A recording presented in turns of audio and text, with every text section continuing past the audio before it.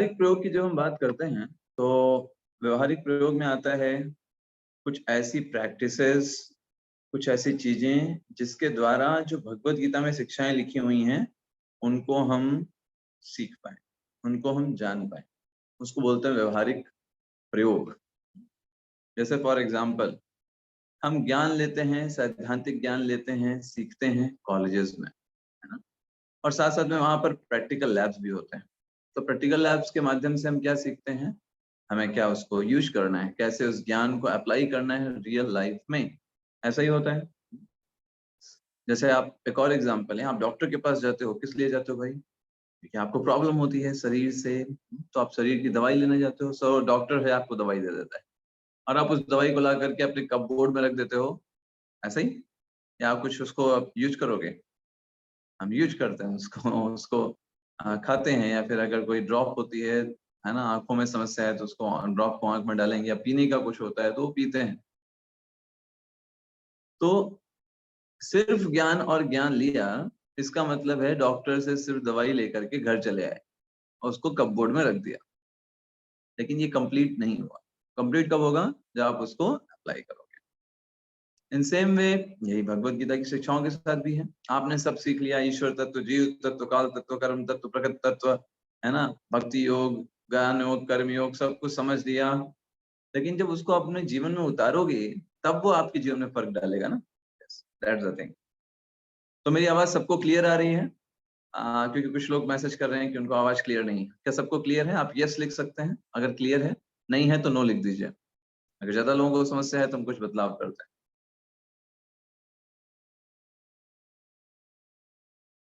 okay? अगर आप दवाई को यूज नहीं करोगे तो वो फिर दवाई भी वेस्ट हो जाएगी, उसका कोई मतलब नहीं, सड़ जाएगी, एक्सपायरी डेट निकल जाएगी। ऐसे ही मान लीजिए किसी व्यक्ति को बनारस से दिल्ली जाना है, अब वो गया स्टेशन पर, टिकट जाकर के ले लिया, है ना? अब टिकट ले लेने से वो दिल्ली नहीं चला जाएगा। टिकट लेके घर चला गया, क्या भाई देखो हमको दिल्ली का टिकट था, हम तो ले आए, चलो घर पे बैठते हैं, दिल्ली का टिकट ले आए तो दिल्ली तो पहुंच ही जाएंगे, ऐसा होगा? नहीं होगा। उसको ट्रेन में बैठना पड़ेगा, पता करना पड़ेगा दिल्ली स्टेशन कब आया कब नहीं आया, तब जाके दिल्ली पहुंचेगा। तो वैसे ही सिर्फ भगवत गीता की शिक्षाएं इन सबको समझ करके इस कान से निकल के इस कान से चली जाएंगी।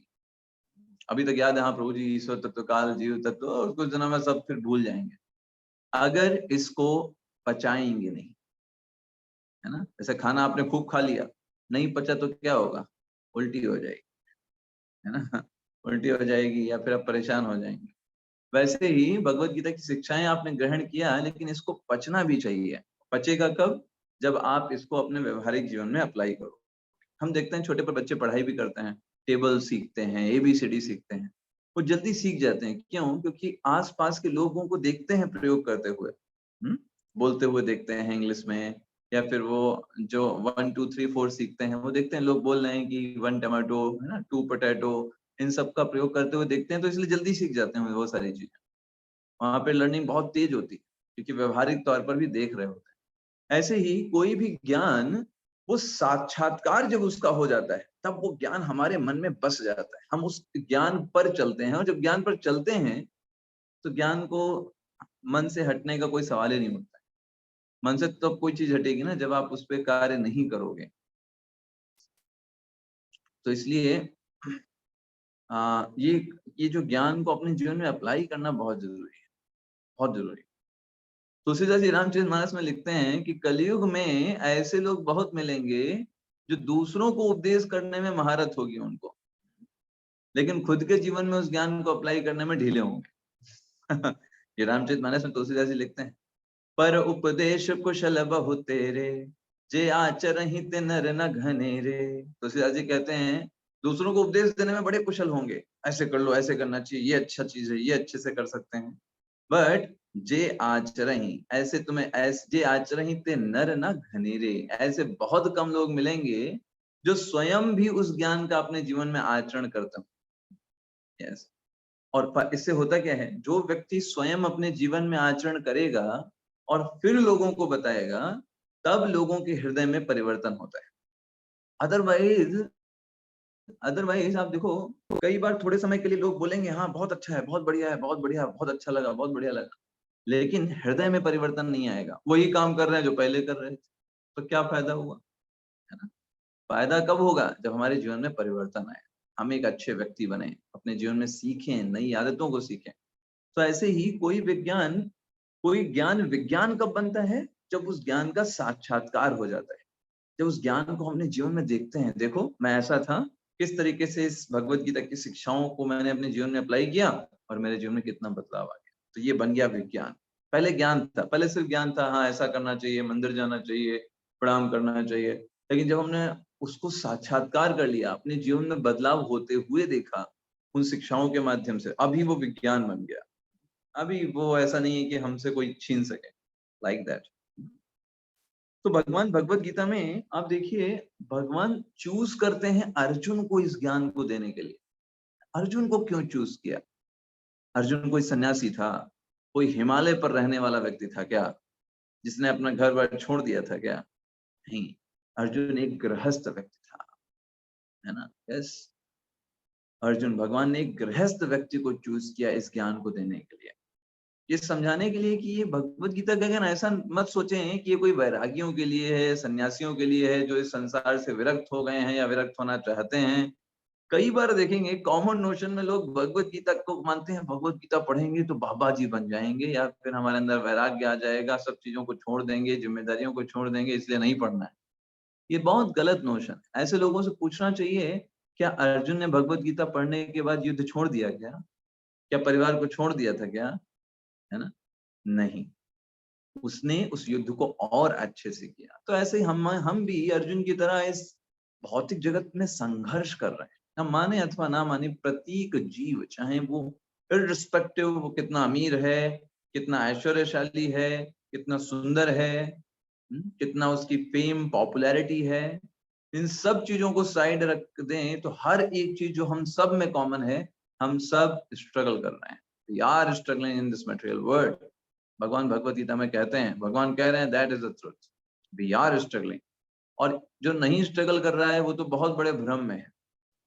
That is the greatest illusion. जैसे कभी कभी एक मानसिक रोगी होता है ना तो मानसिक रोगी को डॉक्टर के पास ले जाते हैं, कहते हैं भाई इसके मन में कुछ मानसिक रूप से अस्वस्थ है। वो डॉक्टर से क्या बोलता है, मैं कोई अस्वस्थ नहीं हूँ, मैं ठीक हूँ, है ना, ये अस्वस्थ है जो लेकर के आया है वो उल्टा उसी को अस्वस्थ बताता है। तो जो व्यक्ति आपको इस संसार में बोले और बोले कि हम खुश हैं, हमें कोई समस्या नहीं है, हम तो एकदम बिंदास हैं, मतलब वो तो और ज्यादा समस्याग्रस्त है। बेचारे को ये पता भी नहीं है कि वो समस्या में है। जन्म मृत्यु जरा व्याधि, इन सब चीजों में हम घिरे हुए हैं, और स्टिल वो बोल रहा है कि हम खुश हैं, हमें कोई प्रॉब्लम नहीं है। मृत्यु कभी भी आ सकती है इस व्यक्ति को, लेकिन वो इन सब चीजों से दूर है, उसको सीरियसली नहीं ले रहा है। तो ये तो बहुत बड़ी समस्या है, और भी बड़ी समस्या है ना। तो इसलिए भगवान ने अर्जुन को चूज किया, और साथ साथ में जो जगह भी चूज की, वो महाभारत की जगह चूज की, युद्ध होने से पहले। कभी कभी लोगों का ये देखा जाता है कि वो ये एक्सक्यूज देते हैं, कहते हैं प्रभु जी हमारे पास समय नहीं है, हाँ भगवत गीता ये करने के लिए। आप अच्छा है, हमको अच्छा लगता है, आप प्रवचन करते हैं, बातें अच्छी बताते हैं, सीख अच्छी मिलती है, लेकिन क्या करें, हमारे पास समय नहीं है ना, घर का काम काज है, ये है वो है, ऑफिस है वो है। तो उनको बताना चाहिए भाई, अर्जुन ने पूरा महाभारत का युद्ध रोक करके भगवत गीता को सुना, है ना। भाई जीवन में आप खुश होना चाहते हो, भाई आप बस काम करना चाहते हो, हम खुश होकर के काम करना चाहते हैं, लेकिन पहले आपको ये तो पता होना चाहिए कि खुश कैसे रहना है। जब आपको ये नहीं पता होगा कि भगवान को सेंटर में कैसे रख करके कार्य करें, आप बस काम करते जाओगे, अंत में जीवन के सोचोगे अरे हमने तो जीवन भर काम किया, और जिनके लिए काम किया वो भी कोई काम के नहीं थे, और वो भी यही बोल रहे हैं कि तुमने कुछ किया नहीं। तो बेहतर होगा कि आप पहले ये समझो कि किसके लिए कार्य करें, किसकी प्रसन्नता के लिए कार्य करें, कौन है वर्दी हमारी मेहनत का, या हमारी जिसके लिए हम सोचें कि मैं इसके लिए कार्य कर रहा हूँ। पूरी भगवत गीता में भगवान अर्जुन को समझाते हैं, अर्जुन तुम मेरे लिए कार्य करो, that is the main thing. भगवान हमारे जीवन में कितने सारी चीजों को कर रहे हैं, एज अ ग्रेटिट्यूड हमें उनकी सेवा के लिए कार्य करना चाहिए, इसके लिए कोई हमारा मोटिवेशन यही हो कि भगवान की प्रसन्नता, दैट्स द थिंग। तो भगवत गीता में भगवान अनेक चीजों को समझाते हैं, कभी कभी आध्यात्मिकता को लेकर के कई लोगों के मन में ये सवाल आता है कि प्रभु जी, हम इतने सारे रूल्स रेगुलेशंस क्यों मानते हैं? हम तो आत्मा है, भगवान परमात्मा है, हमारा, हम उनसे प्रेम करते हैं, हम, हमारे मन में सेवा भाव है। क्या जरूरत है इतने सारे नियमों की? क्या जरूरत है इतने प्रकार के कि ऐसे करना चाहिए, ऐसे नहीं करना चाहिए, ऐसे करना चाहिए, ऐसे नहीं करना चाहिए? सबकी क्या जरूरत है? हम भगवान के सेवक हैं, भगवान स्वामी हैं, बस सेवा करो, है ना? ऐसे नियम मानने की क्या जरूरत है कि ये करो, ये ना करो, यहाँ मत जाओ, ऐसे उठो, ऐसे नहीं उठो, इतना सो, इतना मत सो। इनकी क्या आवश्यकता है? तो इसके लिए बताया जाता है, इस मटेरियल वर्ल्ड में हम सभी रोगी हैं। सबसे पहले हमको ये समझना चाहिए। और जैसे एक रोगी को जल्दी अगर स्वस्थ होना है, तो उसको कुछ नियमों को मानना पड़ता है। कुछ नियमों को पालन करना पड़ता है और कुछ चीजों को नहीं करना होता है। इसको बोलते हैं पथ्य। औषधि और पथ्य। औषधि मतलब वो चीजें जो उसको करनी है, और पथ्य मतलब वो चीजें जो उसको नहीं करनी। जैसे अगर आपको जुकाम हो गया है तो डॉक्टर बोलेगा भाई ये दवाई लो और ठंडा पानी मत पीना, ठंडी चीजें मत खाना। क्यों भाई? आप पूछो भाई, ठंडा पानी का हम दवाई ले रहे हैं तो ठंडा पानी और ये ठंडी चीजों का क्या रिलेशन? नहीं, वो भी नहीं करना है क्योंकि वो करोगे तो ये रोग और बढ़ेगा। ऐसे आप देखिए आध्यात्मिकता में या फिर हम कहीं भी धर्म के नियमों में पढ़ते हैं तो हमको बताया जाता है कि कुछ चीजों से हमको दूरी बना करके रखनी। भले वो हमको प्रिय लगती। जैसे जिसको जुकाम होगा, अगर उसके सामने आप आइसक्रीम लाओगे, उसको अच्छा लगेगा कि नहीं लगेगा? उसको तो अच्छा ही लगेगा, वो तो चाहता है खाना, लेकिन उसके लिए मना किया जाता है। क्यों मना किया जाता है? अगर वो खाएगा तो रोग और बढ़ जाएगा। वैसे ही हम इस भौतिक जगत में फंसे हुए हैं इन 3 गुणों के माध्यम में, 3 गुणों के द्वारा। तो कुछ चीजें ऐसी हैं जिनके प्रयोग से हम और अधिक फंस सकते हैं इस संसार में। पहले से ही फंसे हुए हैं, निकलने का प्रयास कर रहे हैं, लेकिन अगर हम कुछ चीजों को पालन और हम उस उन चीजों को प्रयोग करेंगे तो हम और फंस जाएंगे। इसलिए इन चीजों को निषेध किया जाता है आध्यात्मिक जीवन में।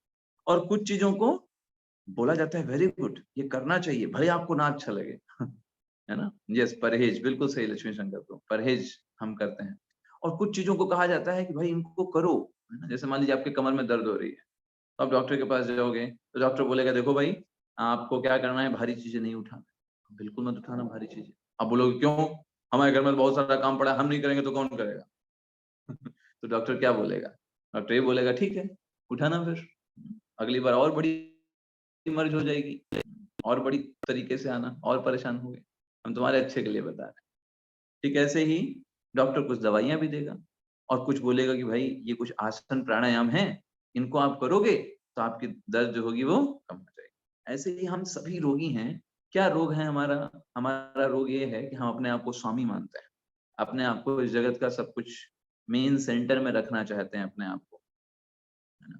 और साथ-साथ में भगवान को साइड में रख कर के भोग करने की हमारे अंदर टेंडेंसी, यही रोग है ना हमारा, है ना? इसी कारण से इस भौतिक जगत में है। तो आध्यात्मिकता के माध्यम से हम कैसे अपने सेंटर को हटा करके भगवान को केंद्र में लाएं, ये ट्रेनिंग दी जाती है, यही औषधि है। तो औषधि को अलग-अलग तरीकों से हमको दिया जाता है।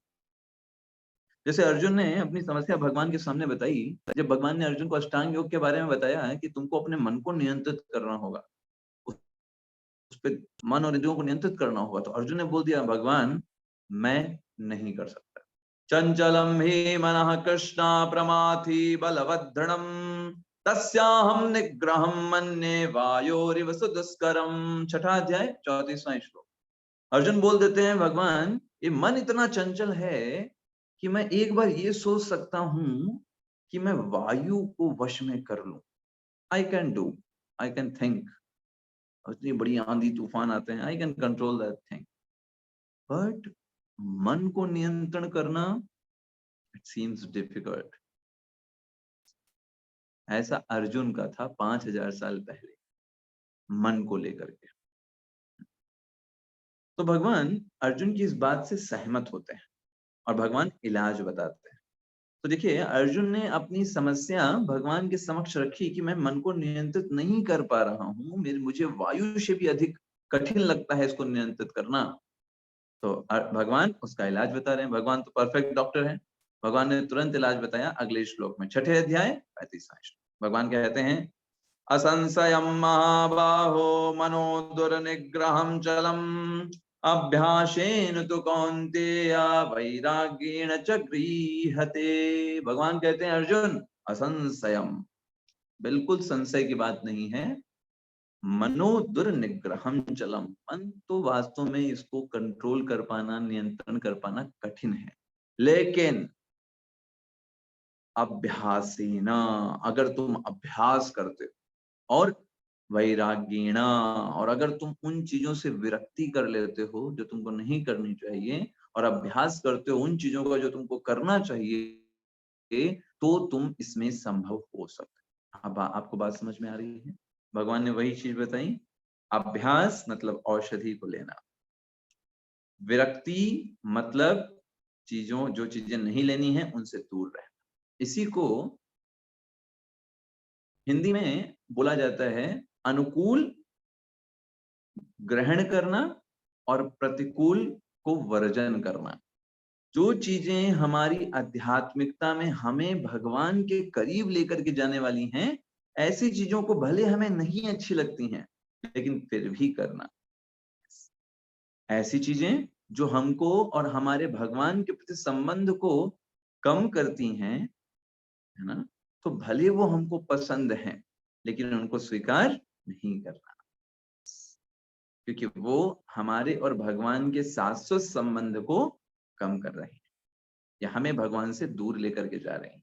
वो कोई भी चीज हो सकती है, कोई भी व्यक्ति हो सकता है। तो यही हम आपको बता रहे थे, दो चीजें होती हैं, नियम और यम। यम का मतलब वही है वैराग्य, और नियम का मतलब है औषधि, या फिर उसको हम अनुकूल बोल दें, जो चीजें हमें मदद करती हैं आध्यात्मिक पथ पर आगे बढ़ने के लिए। तो उसी चीज को दूसरे शब्दों में नियम और यम बोला जाता है। उसी को आप औषधि और पथ्य बोल सकते हो, उसे ही आप औषधि और परहेज बोल सकते हो, उसे ही आप बोल सकते हो कि अनुकूल और प्रतिकूल, उसे ही आप बोल सकते हो नियम और यम। ये आपको समझ में आ रहा है? तो ऐसे ही अभ्यास की अगर हम बात करें, तो या फिर अनुकूलता की बात करें, अभी हम आज हमारा मेन फोकस अनुकूल चीजों के ऊपर रहेगा। कौन कौन सी चीजें हमको व्यवहारिक जीवन में प्रैक्टिस करनी, जो उन सिद्धांतों के ऊपर है जो अभी तक हमने 13 दिनों में पढ़ा है। ओके, तो सबसे पहली चीज अभ्यास। क्या हमको सबसे पहला अभ्यास करना सीखना है? तो first thing which we have to practice in our daily life, that is association of devotees. Very important. ये वो चीज है जहां से आपके जीवन में भक्ति का उदय होता है। जब आपके जीवन में कोई भक्त आता है, उसके माध्यम से आप ये समझते हो कि भक्ति का मतलब क्या होता है। तो एसोसिएशन, ऐसा कहा भी जाता है, जैसा हो संग वैसा चढ़े रंग। अगर आपका संग अच्छा होगा, तो अपने आप ही आपके ऊपर उस पॉजिटिव वाइब्स के माध्यम से वैसी ही इच्छाएं आपके अंदर आ जाए। एक बहुत बड़े दार्शनिक हैं, वो ये बोलते हैं कि आप जिन 5 लोगों का संग सबसे ज्यादा करते हो अपने जीवन में, उन्हीं 5 लोगों के व्यवहार का समन्वय आप हैं। वो लोग जैसा सोचते हैं वैसा ही आप सोचोगे, क्योंकि उनका प्रभाव आपके जीवन पर बहुत अधिक मात्रा में पड़ता है। इसलिए अगर हम भगवान श्री कृष्ण के भक्तों का संग करते हैं, जिन्होंने अपने जीवन में भगवान को प्रसन्न करने का लक्ष्य बना करके अपने जीवन को यापन कर रहे हैं, बिना किसी स्वार्थ प्रेरणाओं के, बिना किसी द्वेष के, बिना किसी भेदभाव के, वो भगवान की सेवाओं में लगे हुए हैं, ऐसे भक्तों का संग अगर अपने जीवन में कर पाए, तो ये बहुत अच्छी चीज है। Shrimad Bhagavatam first canto 18 chapter 13 shloka बताती है, बहुत सुंदर श्लोक ये है भक्तों के बारे में। ये क्या बताती है? तुलयाम लवेनापि ना स्वर्ग ना पुनर्भवम भगवत संग संगस्य मर्त्यानाम किमुताशिषः। कहते हैं, अरे भक्तों का अगर के संग का अगर एक क्षण भी आपको प्राप्त होता है, उसकी तुलना ना तो आप किसी स्वर्ग से कर सकते हो, ना ही किसी मुक्ति प्राप्ति से आप की जा सकती है।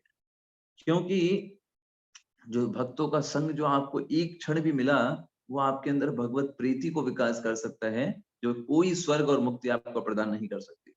इसलिए भौतिक आकांक्षाओं से क्या तुलना किया जाए भक्तों के संग की, क्योंकि भक्तों का संग तो दिव्य है, जो आपको भगवान के प्रति प्रेम को डेवलप करा देता है। तो इसलिए भक्तों का संग बहुत महत्वपूर्ण है श्रीमद् भागवतम में, इसलिए इसको इतना सुंदर तरीके से बताया गया है। तो हमारे लिए एक लेसन है। क्या लेसन है? देखिए, भक्त जो होते हैं वो बहुत रेयर होते हैं, है ना? सबसे पहली चीज है कि हमें भक्तों को जब देखना चाहिए तो समझना चाहिए कोई सामान्य जीव नहीं है ना?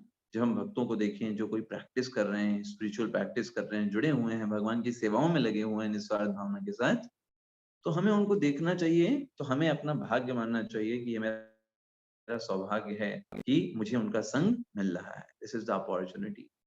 भक्तों को कभी सामान्य नहीं समझना चाहिए और ना ही कभी उनमें कोई भौतिक दृष्टिकोण रखना चाहिए। भौतिक दृष्टिकोण का मतलब क्या होता है? जैसे अरे ये भक्त तो बड़े निर्धन हैं, ओ ये भक्त बड़े धनी हैं, ओ ये भक्त ये विशेष जाति से संबंधित रखते हैं, ओ ये भक्त तो ब्राह्मण हैं, ओ ये भक्त तो क्षत्रिय हैं, ओ ये भक्त जो है ये पढ़े लिखे हैं, ओ ये भक्त जो है वो अनपढ़ हैं। इस बात इन सब चीजों का भेदभाव करना ये बहुत ही वर्जित माना गया है। अगर भौतिक दृष्टिकोण से आप भक्तों को देखते हैं तो ये अपराध होता है और आप उनके संग का लाभ नहीं उठा पाएंगे। भक्त का मतलब ही होता है कि जो इन सब चीजों से परे होकर के भगवान की सेवा कर रहे हैं। भक्त को शिक्षित होना जरूरी नहीं है, भक्त को धनी होना आवश्यक नहीं है, भक्त को सुंदर होना आवश्यक नहीं।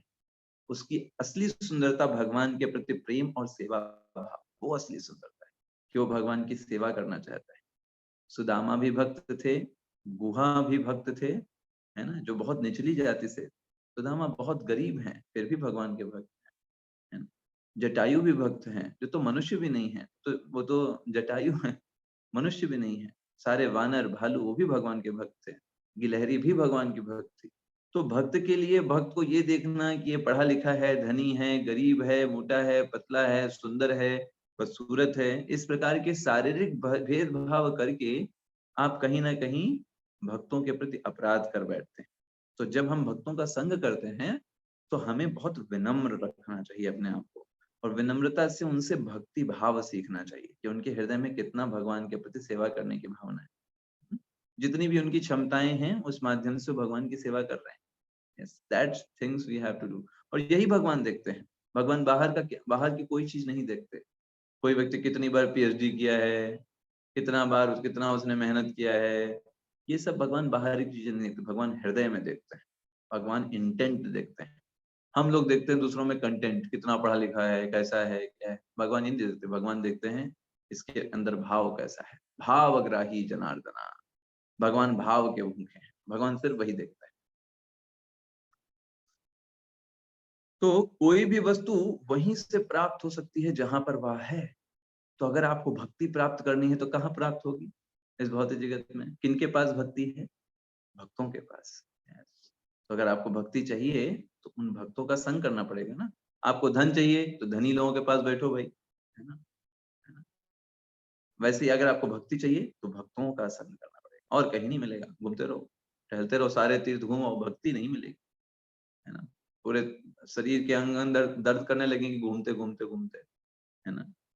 लेकिन भक्ति कहाँ से मिलेगी? भक्तों के माध्यम से मिलेगी, इसलिए उनका संग करना चाहिए। अच्छा, दूसरी चीज, ये हो गया हमारा पहला चीज जो हमको करना है। अब दूसरी चीज पे आ जाते हैं, भक्तों से मैत्री करना। यस, ठीक है भाई, भक्तों का संग किया तो संग करना अलग है कि उनसे ज्ञान लेना, उनसे सीखना, उनसे समझना, लेकिन भक्तों से मित्रता करना ये क्यों इम्पोर्टेंट है? जब हम भक्तों के संग में आ जाते हैं तो उनके साथ आने के बाद हमें उनके साथ मैत्री करना चाहिए और शुद्ध आध्यात्मिक संबंध बनाने का प्रयास करना चाहिए। ये इंपॉर्टेंट है। देखिए, भौतिक स्तर पर संबंध नहीं होना चाहिए आपका, आध्यात्मिक स्तर पर संबंध होना चाहिए, शुद्ध इस तरीके से। अब बोले प्रभु जी ऐसा क्यों, हम उनको मित्र क्यों बनाए? देखिए क्या है, कैसा होता है कि मनुष्य एक सामाजिक प्राणी है। सामाजिक प्राणी का मतलब हमारी एक नीड है। हम किसी को फ्रेंड चाहते हैं, है ना, शुभचिंतक चाहते हैं, हम चाहते हैं हमारे बारे में कोई भला सोचे, हमारा कोई मित्र हो। तो अगर वो मित्र और शुभचिंतक हम आध्यात्मिक जीवन में हमें नहीं मिलेगा तो अपने आप ही हम भौतिकता में उनको खोजेंगे। आप समझ पा रहे हो? वो आपकी नीड है। आपको फ्रेंड्स चाहिए, आपको आपके वेल विशर्स चाहिए। तो अगर आप डिवोटीज को नहीं बनाओगे अपना मित्र, अपने वेल विशर्स, तो फिर कौन किसको बनाओगे? भौतिक जगत के लोगों को। ठीक है? तो इसलिए ये हमारी आवश्यकता है। आध्यात्मिक जीवन में जो कोई भी रुचि रखते हैं, उनको क्या करना चाहिए? ऐसे लोगों के साथ समय बिताना चाहिए जो भक्त हों। समय बिताएंगे तो हमारी मैत्री हो जाएगी। That's the thing. और ऐसे मैत्री होने से होगा क्या? जब आप भक्तों से मैत्री करेंगे तो उसमें आपको बल मिलेगा। क्या करने के लिए? माया को फेस करने के लिए। हमारे जीवन में बहुत बार होता है ना कि माया हमें आती है, अटैक करती है हमको, है ना? ठीक है? और हम फेल हो जाते हैं। क्यों फेल हो जाते हैं? क्योंकि हमें बल नहीं है ना। हम बहुत जल्दी पहले ही सरेंडर कर देते हैं, भाई हम सरेंडर, लो भाई हम पराजय, क्योंकि बल नहीं है। लेकिन जब हम अच्छे फ्रेंड्स रखेंगे जो अपने रियलाइजेशंस बताएंगे कैसे वो अपने आप को फेस करते हैं ऐसी सिचुएशंस को, उनके साक्षात्कार से हम भी अपने जीवन में उसको अप्लाई करके बच सकते हैं माया से। तो माया को हमें फेस करने के लिए प्रेरणा मिलेगी, प्रोत्साहन मिलेगा, आध्यात्मिक बल प्राप्त होगा उनके माध्यम से। क्योंकि माया जो है वो प्रत्येक क्षण हमको ढकेलने का प्रयास कर रही है। जैसे ग्रेविटी है ना, तो ग्रेविटेशनल फोर्स है, वो हर समय हमको नीचे खींच रहा है कि नहीं खींच रहा है? Every time. नहीं खींचेगा तो ऊपर चले जाएंगे। तो वैसे ही माया देवी हमेशा हमको पीछे ढकेलने का काम कर रही है। आपको दम लगा करके आगे बढ़ना है। तो दम कैसे प्राप्त होगा? भक्तों से जब आप मैत्री करेंगे तो उससे प्राप्त होगा। ये हो गई दूसरी चीज। स्पिरिचुअल फ्रेंडशिप का मतलब क्या होता है कि हम ये देख करके फ्रेंडशिप ना बनाएं कि भक्त कैसा लगता है देखने में, निर्धन है कि धनी है, हमसे छोटा है कि बड़ा है। ये सब मटेरियल फ्रेंडशिप में देखा जाता है ना, जब लोग मित्र बनाने जाते हैं, हमारे स्टेटस का कौन है भाई, है ना? ऐसे करके देखते हैं। लेकिन वो नहीं देखना चाहिए। स्पिरिचुअल फ्रेंडशिप का मतलब है हम ऐसे जो भक्त हैं जो भगवान की सेवा में हैं, है ना, हमारे साथ में भगवान की सेवा में लगे हुए हैं, तो हमें उनको फ्रेंड्स बनाना चाहिए, उनसे डिस्कशन करना चाहिए, है ना? ये चीजें हमें देखना चाहिए, भौतिक चीजों में नहीं देखना चाहिए। ओके। अब तीसरा चीज जो हमें प्रैक्टिस करनी है वो है भक्तिमय कथाओं का श्रवण। एक बहुत ही फेमस फिलोसफर है, उन्होंने बोला था, आप वो हैं जो आप सुनते हो। मतलब मतलब नहीं समझ में आया? इसको आप समझो, ये बहुत डीप है। Who are you? Whatever you hears that are you. क्योंकि आप जिन चीजों का श्रवण करोगे, जिन शिक्षाओं का श्रवण करोगे, जिन आदर्शों को अपने जीवन में सेट करोगे, आप उन चीजों को श्रवण कर रहे हो बार बार कि ये करना चाहिए, करना चाहिए, करना चाहिए, और एक दिन ऐसा आएगा कि आप करने लग जाओगे। क्योंकि श्रवण के माध्यम से इतनी शक्ति है श्रवण में कि वो काम आपसे एक दिन ना एक दिन हो ही जाएगा। ये श्रवण में ताकत होती है। इसीलिए कहा जाता है कि जब हम भक्तों के संग में जाते हैं तो मतलब क्या होता है? रोज भक्तों का संग करना है, तो गए भक्तों के संग में, और वहां पूछ रहे हैं, आज ये बताओ कि ये मुंबई इंडियंस जीतेगी या चेन्नई सुपर किंग्स जीतेगी, कौन जीतेगी? वहां पे भक्तों के संग में जाकर के हम पूछ रहे हैं कि टीम कौन से जीतेगी। फिर बाद में कह, प्रभु जी आज तो हमने 1 घंटा भक्तों का संग किया, पूरा 1 घंटा, पूरा डिस्कशन चला, कौन बॉलिंग बैटिंग, हम लोगों ने तो मैच भी साथ में देखा। डिवोटी है? नहीं भाई, तो आपने वो संग किया नहीं। भले वो डिवोटी थे लेकिन आपने स्पिरिचुअल लेवल पर संग नहीं किया। स्पिरिचुअल लेवल संग करने का क्या मतलब है? भगवान को सेंटर में रख करके जब हम मिलें तो भगवान के बारे में डिस्कशन करें। अच्छा, आज आप कौन सी भगवान कृष्ण की कौन सी लीला आपने अध्ययन किया? अच्छा, आपको इस हफ्ते में क्या रियलाइजेशन आया भगवान की भक्ति में, उनकी सेवाएं करके? ये डिस्कशन करें। अपने बारे में बताएं, हमको क्या अच्छा लगा, आप क्या अभी स्ट्रगल कर रहे हो, क्या चीज आपको लगता है कि इसमें आपको ध्यान करना है, ये हम बातें करें, डिस्कशन करें। जब कोई फोन पे बात करें, ये डिस्कशन करें, किस चीजों में हम भगवान की भक्ति में आगे अच्छा कर रहे हैं, किन चीजों में समस्याएं आ रही हैं, क्या कर सकते हैं, दूसरे से हेल्प लें, दूसरों का सुने, और उनको भी हेल्प दें इन चीजों में जिसमें हमारा रियलाइजेशन। तो भगवान भी भगवत गीता में कहते हैं कि मेरे भक्तों की खासियत कैसे है, कैसे पहचानेंगे मेरे भक्त हैं ये? तो भगवान कहते हैं अर्जुन 10वें अध्याय के 9वें श्लोक में कि मेरे भक्त जो है ना मुझ में रमण करते हैं। कैसे रमण करते हैं? मेरे बारे में बोल करके और मेरे बारे में श्रवण करके मस्त रहते हैं। ये मेरे भक्तों की खासियत है। मच्चित्ता मदगत प्राणा बोधयन्तः परस्परम कथयन्तश्च माम नित्यम तुष्यन्ति च रमन्ति च। भगवान कहते हैं मेरे भक्त तुष्यन्ति च रमन्ति च। तुष्यन्ति का मतलब होता है उनको बहुत संतोष मिलता है। रमन्ति च का मतलब उनको बहुत आनंद भी मिलता है। क्या करने में भाई? उनको क्या करने में? बोधयन्तः परस्परम, आपस में डिस्कशन करने में। अच्छा, किन चीजों में?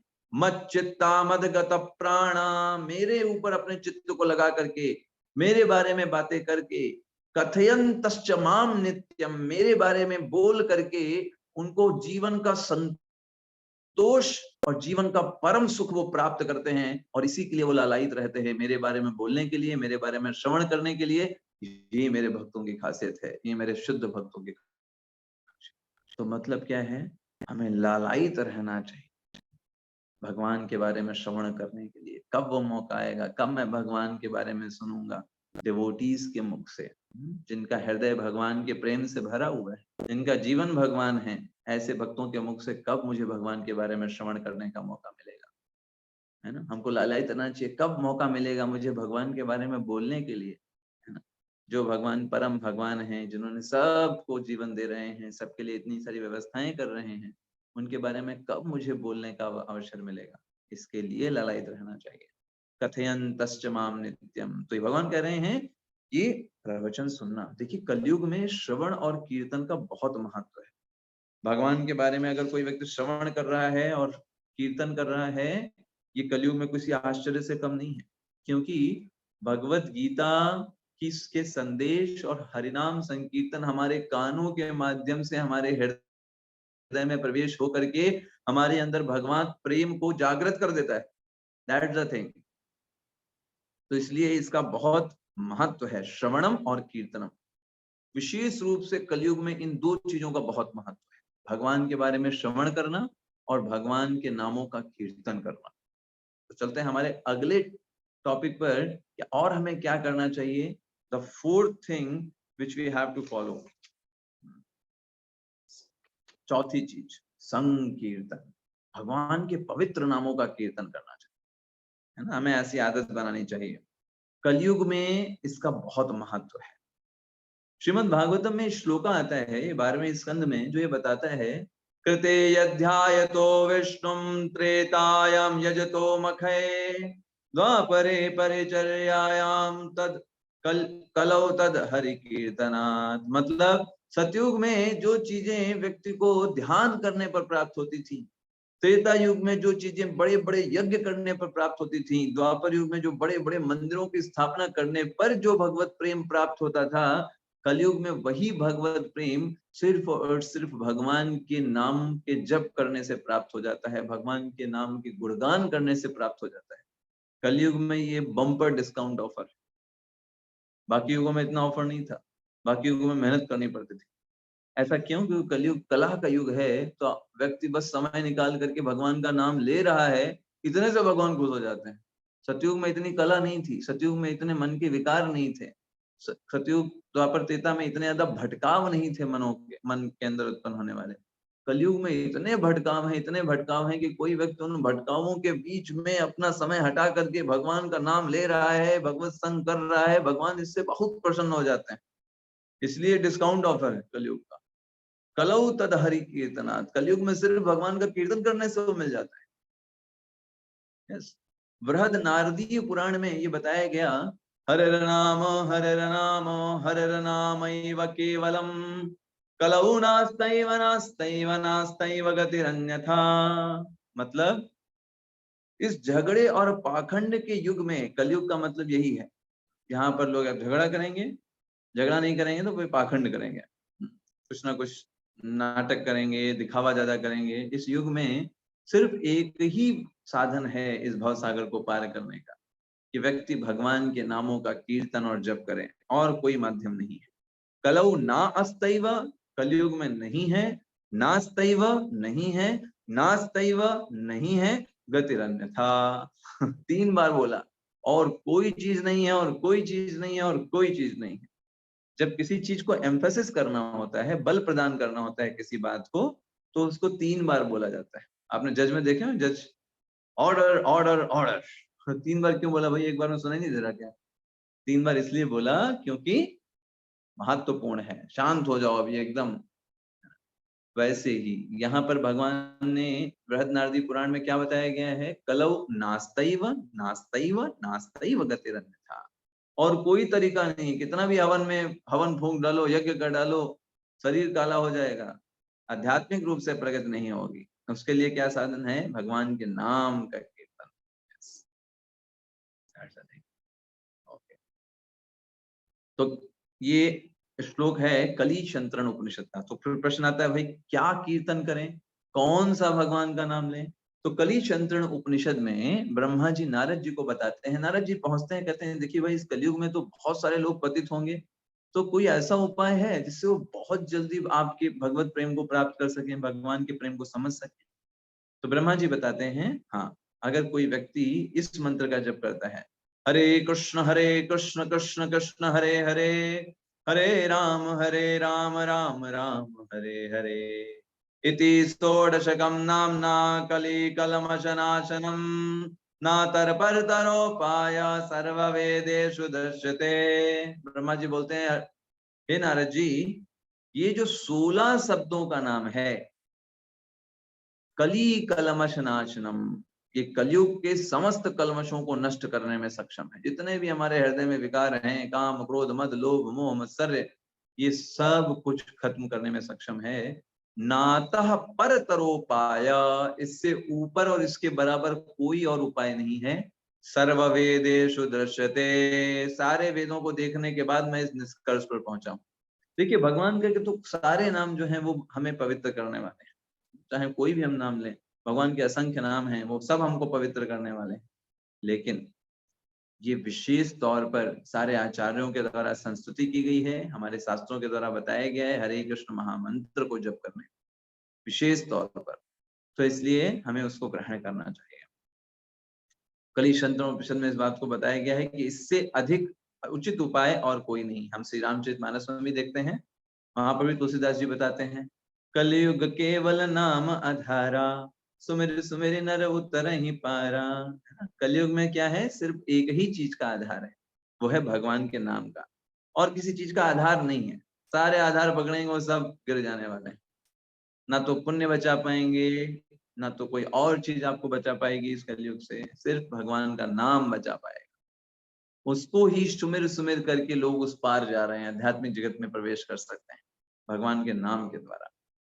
इसलिए हरे कृष्ण महामंत्र जो है वो जप करना चाहिए। आप देखेंगे श्री चैतन्य महाप्रभु जो कि स्वयं भगवान श्री कृष्ण हैं, वो इस कलयुग में अवतरित होते हैं। तो कलयुग में क्यों अवतरित होते हैं? वो इसलिए अवतरित होते हैं ताकि ये जो हरे कृष्ण महामंत्र है, जो कि युग धर्म है, हर युग का अपना धर्म होता है। हमने आपको बताया ना, सतयुग में ध्यान करना था, त्रेता युग में यज्ञ करना था, द्वापर युग में मंदिरों की स्थापना करनी थी, ऐसे ही कलयुग में भगवान का नाम जप करना, नाम कीर्तन करना, ये उद्देश्य है, ये युग धर्म है। इसकी स्थापना करने के लिए चैतन्य महाप्रभु प्राकट्य होते हैं लगभग 500 साल पहले इसी धराधाम पे, पश्चिम बंगाल में नवदीप नामक जगह पर। तो श्रीमद् भागवतम में श्लोक आता है, कृष्ण वर्णम त्वषा अकृष्णम सांगोपांगास्त्र पार्षदम यज्ञै संकीर्तन प्राये जंति सुमेधशः। कि वो भगवान जो कृष्ण है, कृष्ण वर्णम तुषा अकृष्णम, वो स्वयं भगवान श्री कृष्ण है, लेकिन उनकी जो कांति है वो अकृष्णम है, मतलब वो गौर वर्ण में आए हैं। यस, सांगोपांगास्त्र पार्षदम, अपने समस्त पार्षदों के साथ आए हुए हैं, यज्ञ संकीर्तन प्राय, और जो उनकी कीर्तन द्वारा उनकी पूजा करते हैं वो लोग बुद्धिमान हैं, सौभाग्यशाली हैं।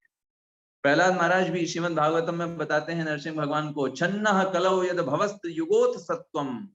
हे भगवान, आपको त्रियुगी बोला जाता है क्योंकि आप 3 ही युगों में आते हैं, सतयुग द्वापर त्रेता। कलयुग में जब आप आते हैं तो छन्न रूप में आते हैं, प्रकाशित नहीं करते स्वयं को कि आप भगवान हैं।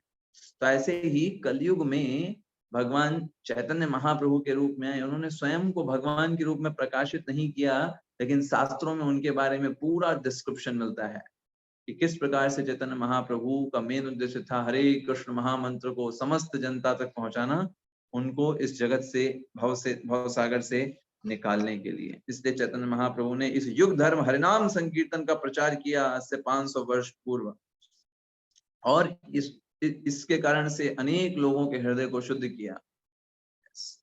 अब आते हैं हम अपनी नेक्स्ट चीज पर, वो है जप।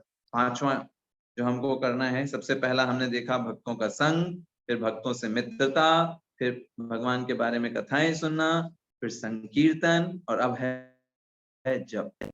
तो जप क्या है? जप है भगवान के जो नाम है, जैसे अभी हमने आपको महामंत्र बताया, इसको बोलते हैं हरे कृष्ण महामंत्र।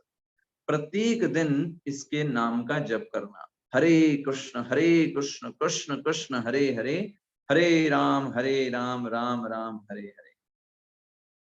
तो ये जप हम किस पे करते हैं? हमें जप करते हैं बीड्स पर। तो आप देखिए जितने भी आप डिवोटीज होते हैं वो अपने पास ऐसी बीड्स रखते हैं। अगर आप मुझे देख पा रहे हैं, इसमें भी आपको दिखा रहा हूँ, ये जपमाला है और ये है बीड्स। तो इन बीड्स पर हम क्या करते हैं? भगवान के नामों का जप करते हैं। तो इस बीड्स में एक बीड होती है, देखिए आपको पिक्चर में भी दिख रहा होगा, इसको बोलते हैं सुमेरु, जिसके ऊपर एक धागा निकला होता है। तो इस सुमेरु के ऊपर हम भगवान के इस नाम को जप नहीं किया जाता, ये गुरु तत्व को रिप्रेजेंट करता है, तो हम इस पर नाम जप नहीं करते, इसके अगले वाले बीट से प्रारंभ करते हैं, फर्स्ट बीट से। और यहाँ पर हम हरे कृष्ण महामंत्र पूरा बोलते हैं, एक बीट पर एक पूरा मंत्र बोलते हैं, हरे कृष्ण कृष्ण कृष्ण हरे हरे, हरे राम राम राम हरे हरे। फिर अगला बीट आगे बढ़ जाते हैं। इस उंगली को हम माले में टच नहीं करते, आप पिक्चर में भी देख सकते हैं, जो ये तर्जनी उंगली है इसको अलग रखा गया है, अनामिका बोलते हैं शायद इसको अलग रखते हैं। क्यों अलग रखते हैं? क्योंकि ये उंगली जो है वो दोषित उंगली मानी जाती है, जिससे हम दूसरों में अपराध खोजते हैं, दूसरों में बुराइयां खोजते हैं। तो हमें समझना है कि देखो, जो चीज बुराई खोजती है या फिर गलत चीज होती है, वो भगवान की सेवा में नहीं लगाई जा सकती। तो ये कॉन्शियसनेस के साथ हम जब करते हैं, तो ऐसे करके हम हर एक बीट पर एक हरे कृष्ण महामंत्र पूरा बोलते हैं। इस तरीके से टोटल 108 बीड्स होते हैं। ओके, तर्जनी बोलते हैं, माता जी बोल रही हैं, थैंक यू माता जी। तो 8 बीड्स बोलते हैं, 108 बीड्स हैं। इन 108 बीड्स में हम सब कुछ हरे कृष्ण महामंत्र सारे बीड्स में बोलते हैं, पूरा पूरा, ऐसे नहीं कि आधा आधा। तो इसको बोलते हैं जप करना, ये इसको बोलते हैं mantra meditation. This is also a type of meditation. Best meditation is mantra meditation, क्योंकि हम सिर्फ पे ध्यान करने बैठेंगे तो थोड़ी देर बाद हमको खर्राटों की आवाज सुनाई देगी क्योंकि कलयुग में कैसा है, हम सो जाएंगे, हमारे अंदर इतना ध्यान करने की क्षमता नहीं है। तो इसीलिए सबसे अच्छा मेडिटेशन क्या है? मंत्रा मेडिटेशन। हम नाम जप करें, हरे कृष्ण कृष्ण कृष्ण हरे हरे, हरे राम राम राम हरे हरे। कम से कम अगर सो जाएंगे तो पड़ोस वाला बोल तो देगा कि भाई साहब आप सो गए, आप जब कर रहे थे। वरना अगर ध्यान करने बैठेंगे तो खर्राटे जब आएंगे तभी हो जाएगा ठीक है। तो कलयुग में इसीलिए बोला गया मंत्रा मेडिटेशन है ना, वो सबसे ज्यादा इफेक्टिव है। और दूसरी चीज, साउंड का प्रभाव पड़ता है, क्योंकि ये जो हरे कृष्ण महामंत्र है ये दिव्य ध्वनि है, इसलिए जब आप इसको बोलते हो और इसको सुनते हो तो ये आपकी चेतना पर बहुत इम्पैक्ट डालता है।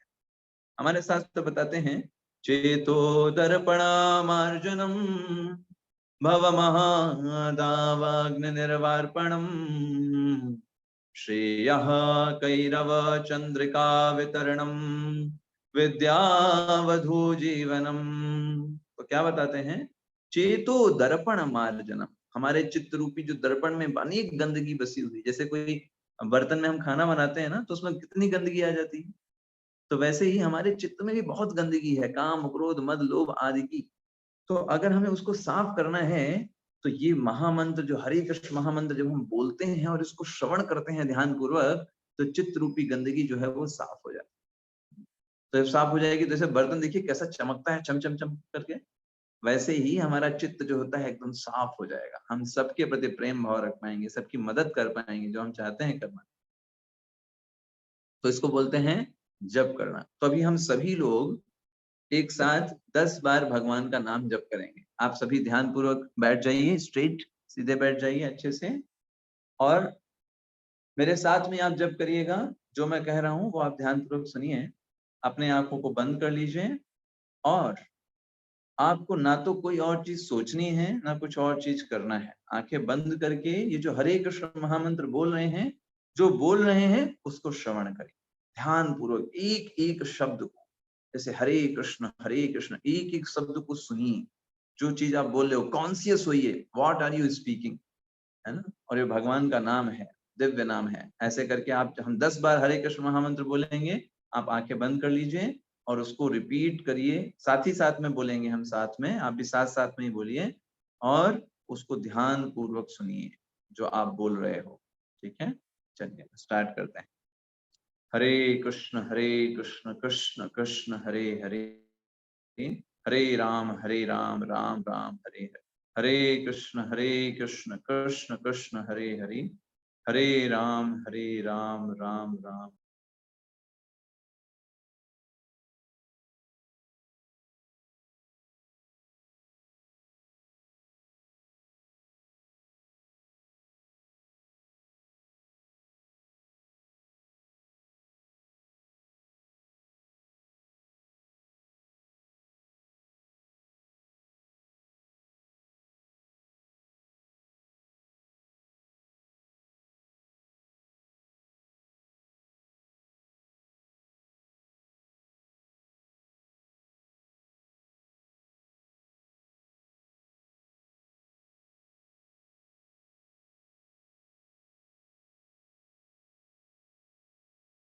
कृष्ण कृष्ण हरे हरे, हरे राम राम राम हरे हरे, हरे कृष्ण।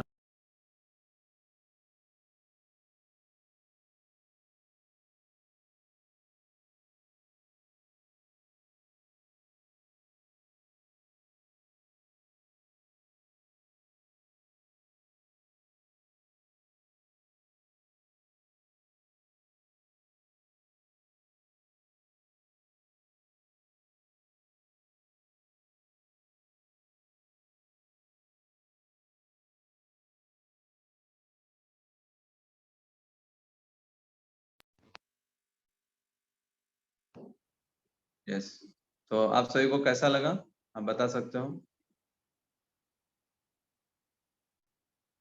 कैसा लगा आप सभी को। हाँ, बहुत अच्छा लगा प्रभु जी। हाँ, बहुत अच्छा प्रभु जी लगा।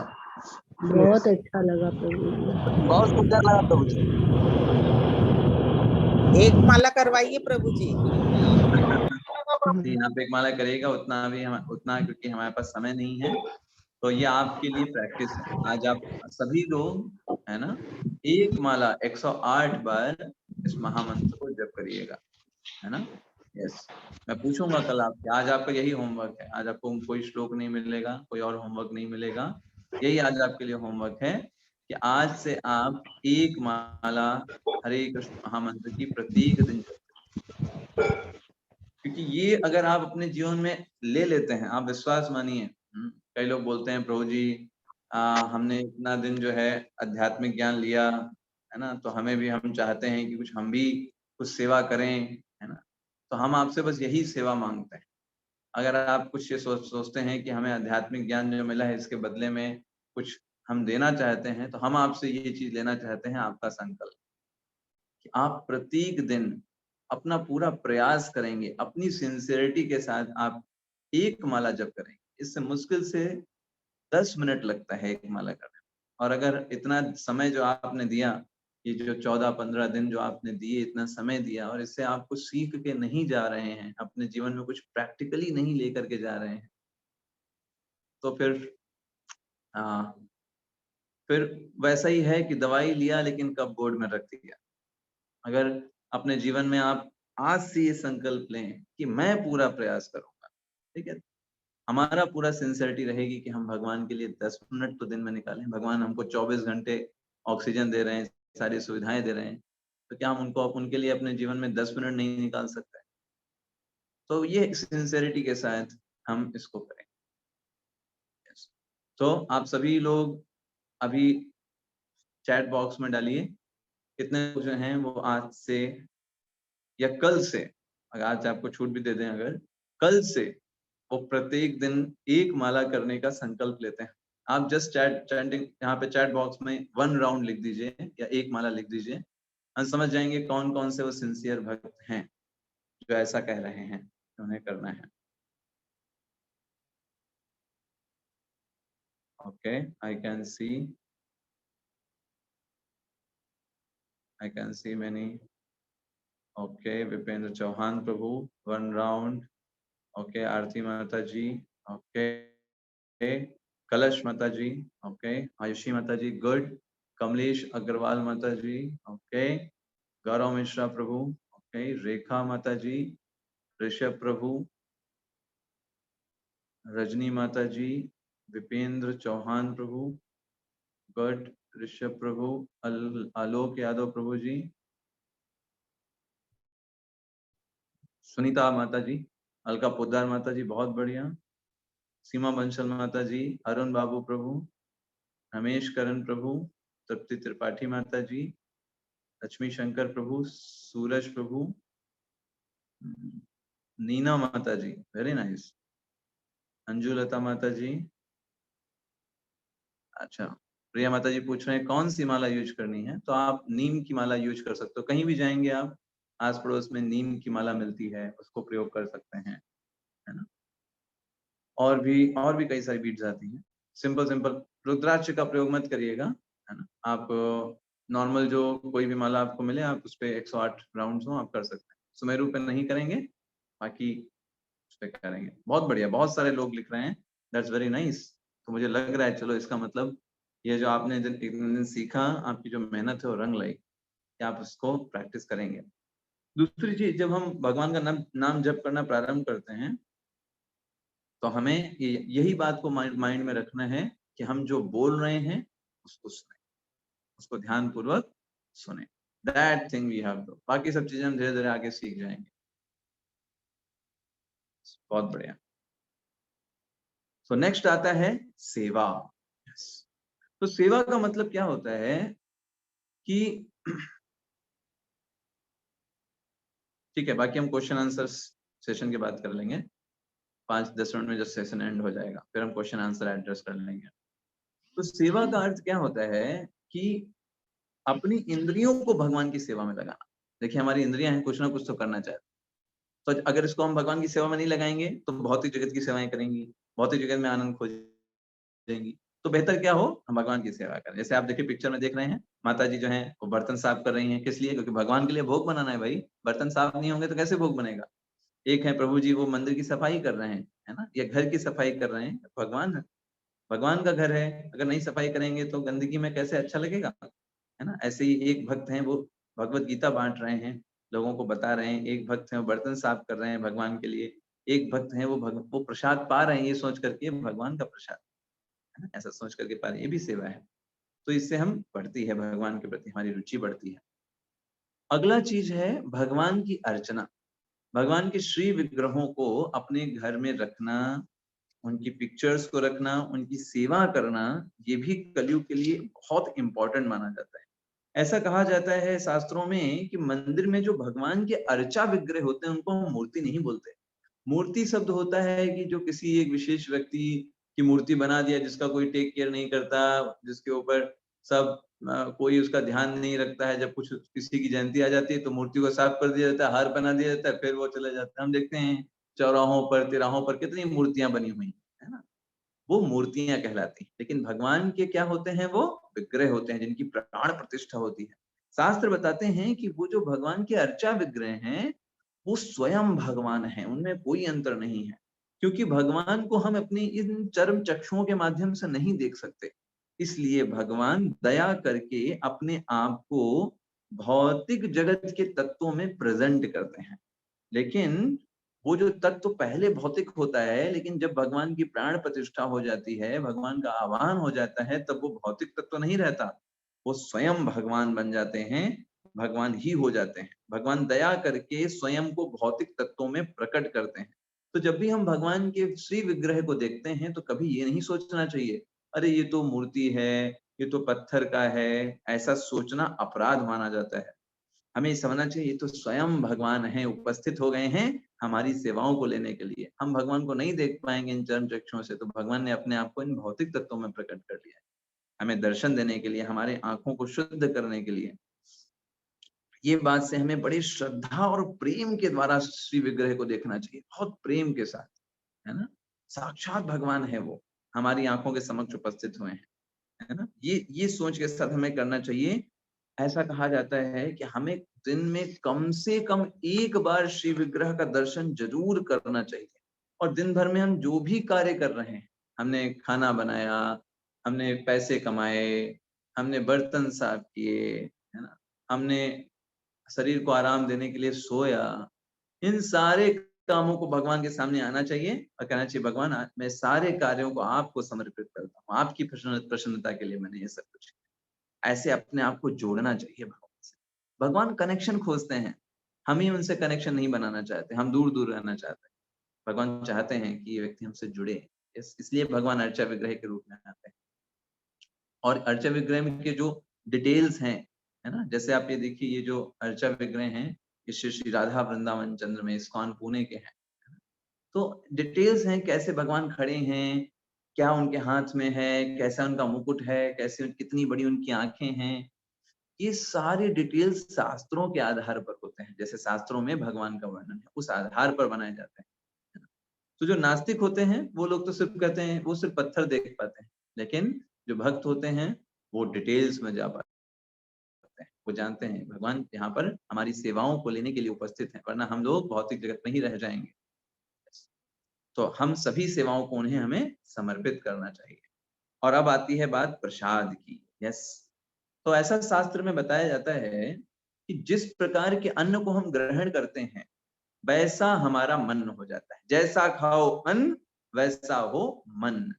तो इसलिए हमें शुद्ध भोजन करना चाहिए, अन्यथा हम दूषित हो जाएंगे।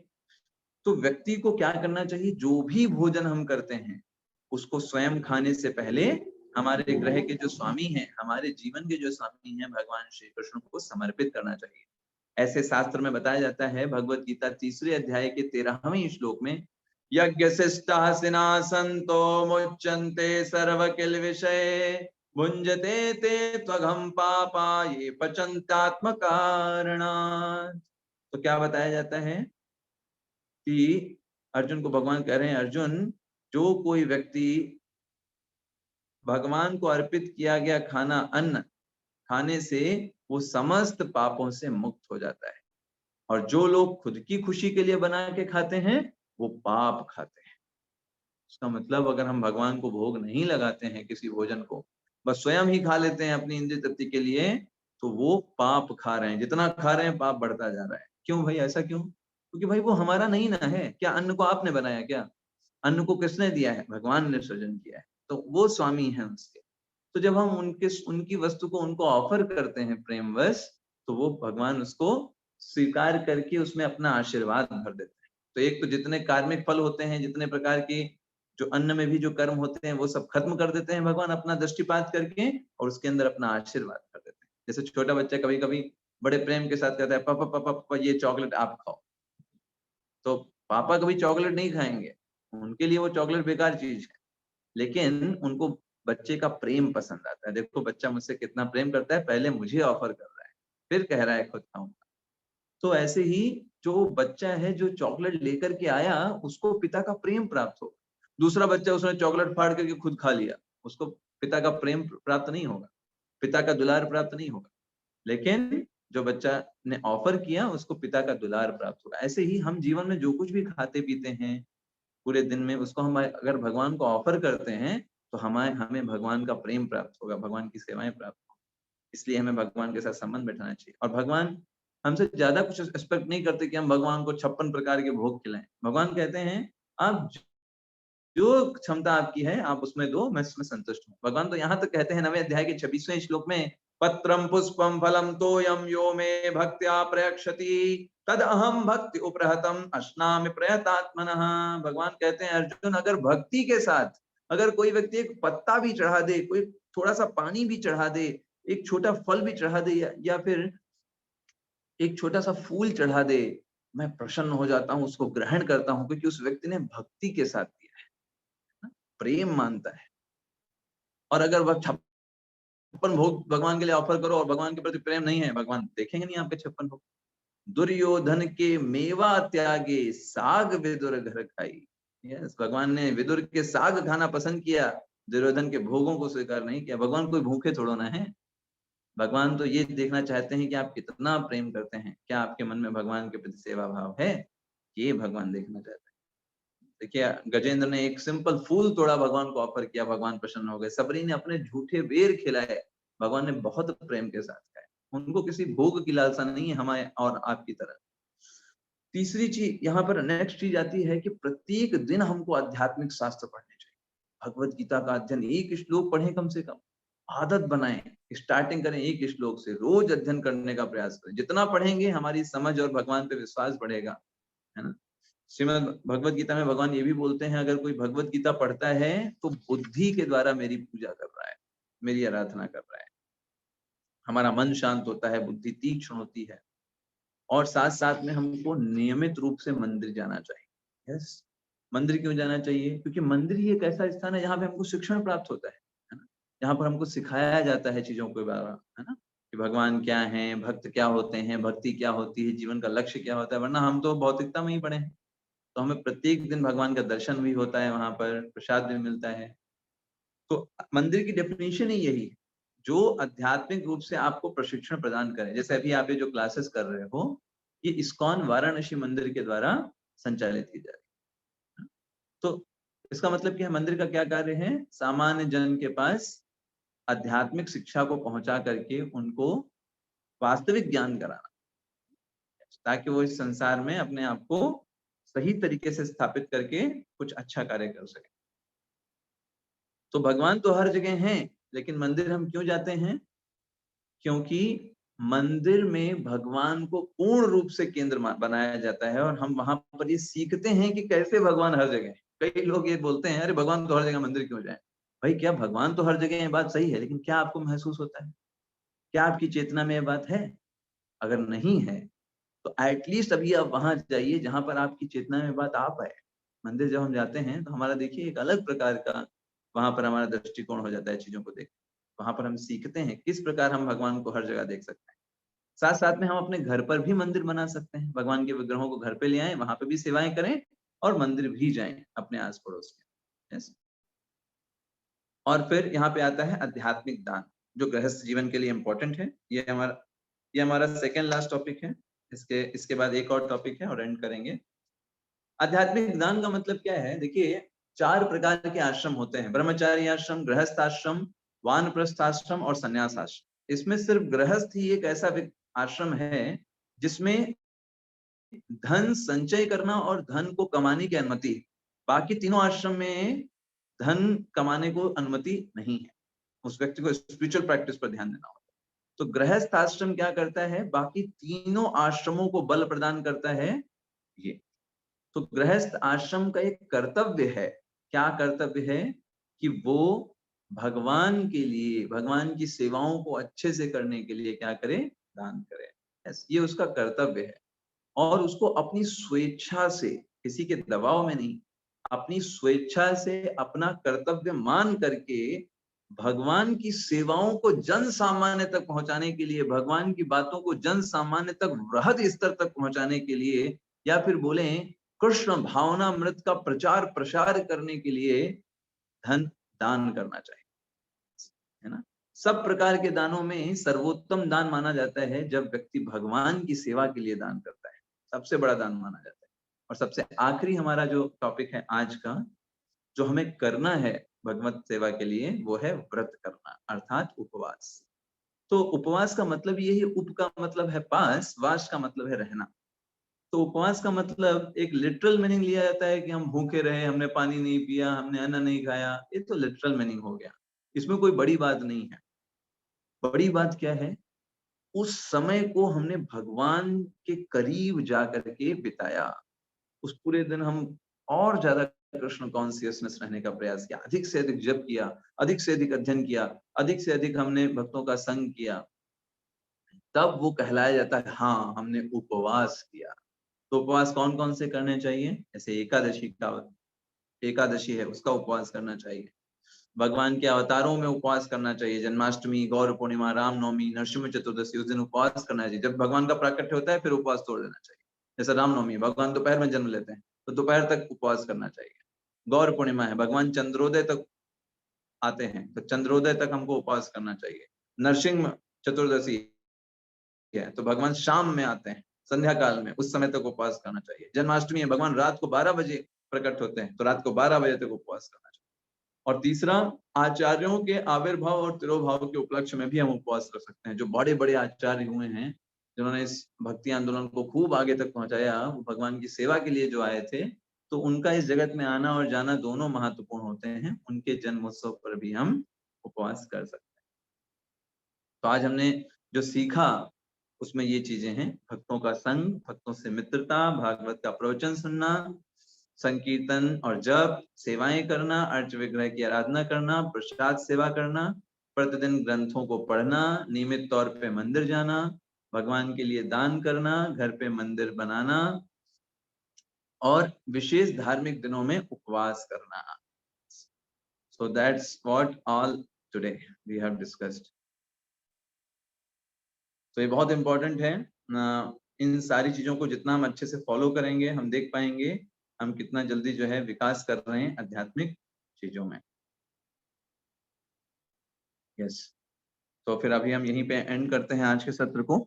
आप में से जिस किसी को भी जाना है वो जा सकते हैं, लेकिन हमें ये याद रखिए, पूरी भगवत गीता, भागवतम या इतना दिन हमने सुना, उसका सार यही है कि भगवान के नाम जो है वो हमारे लिए आधार है। हमें प्रत्येक दिन उनको नियमित तौर पे जप करना है ना, उसको हम आपसे अपडेट भी लेंगे। यस, तो अभी हम प्रश्न आंसर का समय है। आपके जो भी प्रश्न है आप पूछ सकते हो हैंड रेस करके, या फिर चैट बॉक्स में ही पूछ सकते हो अगर आप मौखिक रूप से नहीं पूछना चाहते हो तो सबसे पहले हमारे सामने सुनील कुमार तिवारी प्रभु हैं, उनका प्रश्न हम लेंगे यहाँ पर। Just a minute.